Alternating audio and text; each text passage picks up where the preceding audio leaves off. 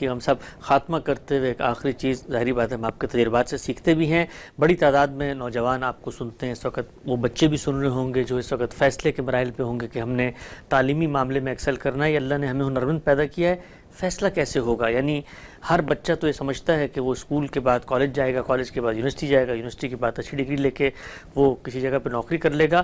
اس کو کیسے پتہ چلے گا کہ اللہ نے اس کو ہنر کے لیے پیدا کیا ہے یا تعلیم کے لیے پیدا کیا ہے؟ انسان کے اندر اپنا خود شعور بھی ہوتا ہے، لیکن میں نے ابھی آپ کی خدمت میں یہ عرض کیا ہے کہ ہر مرحلے پر تعلیم کے مختلف مراحل ہیں. میں نے تعلیم کی ابتدا کی ہے، میں نے کوئی 5-7 سال کی تعلیم پالی ہے، میں نے لوگوں نے تقسیم کیا ہے نا.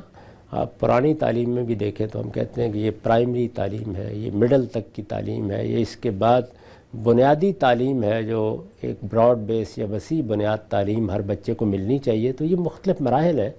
ان سب مراحل پر ایک بار موقع ملنا چاہیے کہ انسان اپنی کارکردگی کا جائزہ لے، اپنے رجحان طبیعت کا جائزہ لے، جن چیزوں میں اس کو دلچسپی محسوس ہوتی ہے ان کا جائزہ لے، اور اساتذہ بھی اور بڑے اہل علم بھی یہ مختلف اداروں میں میسر ہوں جن کی طرف رجوع کیا جا سکے، اور وہ باقاعدہ طریقے پر مشورہ دیں، یعنی پوری کارکردگی کا جائزہ لیں، رجحان طبیعت کو دیکھیں اور اس کے بعد اپنا مشورہ دیں. پھر اس میں انسان کی ساخت ایسی ہے کہ وہ صحیح و خطا سے بھی گزرتا ہے، اس میں ٹرائل ایرر بھی ہوتا ہے. تو لوگوں پاس اس کا موقع ہونا چاہیے کہ اگر ایک آدمی نے ایک فیصلہ کیا تھا اور اس پر واضح ہو گیا کہ یہ فیصلہ مناسب نہیں تھا تو وہ دوسرے فیصلے کی طرف جا سکے. اسی لیے وسیع بنیاد تعلیم کا تصور پیدا ہوتا ہے، یعنی اتنی صلاحیت لوگوں میں ہر زاویے سے پیدا کر دی جائے کہ وہ وقت پر اپنا انتخاب کر سکے. تو وقت پر انتخاب انسان خود بھی کرتا ہے، اور سوسائٹی میں بھی ایسے ادارے وجود میں آنے چاہیے اور ایسے اہل علم کی رہنمائی میسر ہونی چاہیے، خاص طور پر اچھے ماہرین نفسیات جو انسان کو سمجھ کر اس کی زندگی کے معاملے میں اس کو صحیح مشورے دے سکیں. ہم یہ دیکھتے ہیں کہ جہاں پر گورنمنٹ کو اس سٹرکچر میں شامل کیا جاتا ہے تو پاکستان کے اندر یہ آپ تجزیہ کر کر دیکھ لیں، ہندوستان میں بھی چیزیں سامنے آتی ہیں. بنگلہ دیش جو تھرڈ ورلڈ کنٹریز ہیں، یہ جو اسٹرگلنگ کنٹریز ہیں، وہاں پر ریاست کی جو کہ ضروری ترجیحات دوسری ہوتی ہیں، تو تعلیم کا شعبہ سفر کرتا ہے. امریکہ میں اس سے بالکل مختلف صورتحال ہے. یہاں پر اسٹیٹ کنٹرول ہی ہے ایک طریقے سے، پرائیویٹ سیکٹر بھی موجود ہے، لیکن بنیادی تعلیم جو ہے وہ حکومت ہی فراہم کر رہی ہوتی ہے، اس کے وسائل لوگوں ہی سے لے کر، لیکن مینجمنٹ کا کام. تو دینی لحاظ سے بتائیے گا کیا یہ ریاست کی ذمہ داری ہے کہ لوگوں کی تعلیم کا بندوبست کرے؟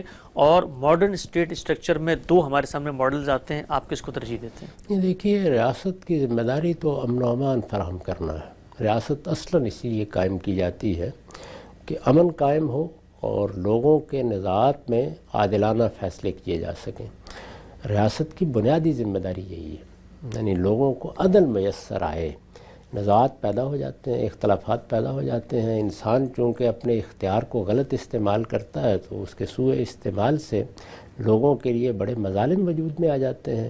اور ہم یہ دیکھتے ہیں کہ انسان کے اندر کوئی جبلی سرکشی بھی موجود ہے، وہ ظہور پذیر ہو جاتی ہے. ریاست کا بنیادی کام یہی ہے کہ وہ ایسا ماحول فراہم کرے جس میں امن ہو، جس میں سلامتی ہو، جس میں لوگوں کی جان و مال آبرو کو کوئی خطرات نہ ہوں، کسی کی حق تلفی نہ ہونے پائے. ریاست کا بنیادی کام یہی ہے. اس کے سوا اگر ریاست کچھ کرتی ہے تو اچھی بات ہے، وسائل ہیں تو کیوں نہ کیا جائے. کسی بھی معاشرے کی نمائندگی کرتی ہے ریاست، تو جو معاشرے پر ذمہ داریاں عائد ہوتی ہیں، یعنی ایسے بہت سے کام ہیں جو میں یا آپ اکیلے نہیں کر سکتے. اس طرح کے کاموں میں سوسائٹی کو اپنا کردار ادا کرنا ہوتا ہے، تو وہ سوسائٹی بھی کرے گی، ریاست بھی کرے گی.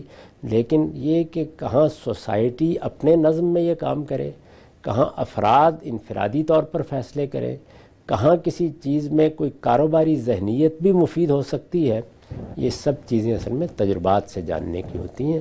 اور اس میں دنیا بھر میں بہت سے تجربات کیے ہیں لوگوں نے، کوئی ایک تجربہ تو نہیں کیا ہے.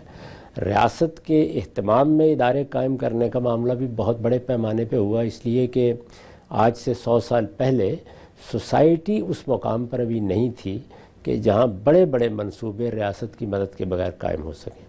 اب اگر مثال کے طور پر ریلوے لائن بچھانی ہے یا اور اس طرح کے کام کرنے ہیں تو یہ آج کے زمانے میں تو شاید ممکن ہو گیا ہے، لیکن آج سے 100-150 سال پہلے ریاست کا نظام ہی اس کے بارے میں اقدامات کرتا تھا. تو اس کے صاف معنی یہ ہے کہ اس کا تعلق حالات سے ہے، حالات سے اور تجربات سے. تو اگر دنیا بھر کے تجربات سے اسی نتیجے پر لوگ پہنچے ہیں کہ زیادہ سے زیادہ چیزیں لوگوں کے اہتمام میں ہونی چاہیے، یعنی پرائیویٹ تنظیمیں، پرائیویٹ ادارے وہ زیادہ بہتر طریقے سے یہ کام انجام دے سکتے ہیں تو اس سے بھی فائدہ اٹھانا چاہیے۔ اور اگر کسی جگہ ایسا کوئی خلا ہے جو ریاست کی طاقتی سے بھرا جا سکتا ہے تو ضروریات تو اپنی جگہ رہیں گی، تو ریاست کو بھی یہ خدمت انجام دینی چاہیے۔ بنیادی ذمہ داری البتہ وہی ہے کہ امن فراہم کیا جائے، حالات اور مواقع لوگوں کے لیے میسر ہوں، اور وہ زیادہ سے زیادہ اپنی محنت سے یا اپنی تنظیموں سے یا اپنے معاملات سے یا اپنے اشتراک سے اس طرح کی خدمات انجام دیں۔ نقطہ آپ نے واضح کیا۔ ہم سے آخری 5-7 منٹ ہیں، چند اور توضیحی پہلو آپ کی خدمت میں رکھتا ہوں۔ یہ بتائیے گا، ایک ٹرینڈ جب زمانے میں چل پڑتا ہے، ظاہری بات ہے زمانے میں آپ کی شناخت، آپ کا تعلیمی تشخص، آپ کا وجود، آپ کی ڈگری ہوتا ہے، اسی سے نوکریاں جڑی ہوئی ہیں، معاش کا پورا بندوبست ایک سرکل ہے جس میں انسان جی رہا ہوتا ہے۔ ہم نے دیکھا کہ اس میں والدین کے اندر ایک جذبہ محرکہ یہ ہوتا ہے کہ بچے کو اعلیٰ سے اعلیٰ تعلیم دی جائے، اعلیٰ سے اعلیٰ اس کے پاس ڈگری ہو، اس کے نتیجے میں وہ اعلیٰ نوکریوں تک پہنچے اور اچھے سرمایہ کے ساتھ ایک آسودہ حال زندگی گزار سکے۔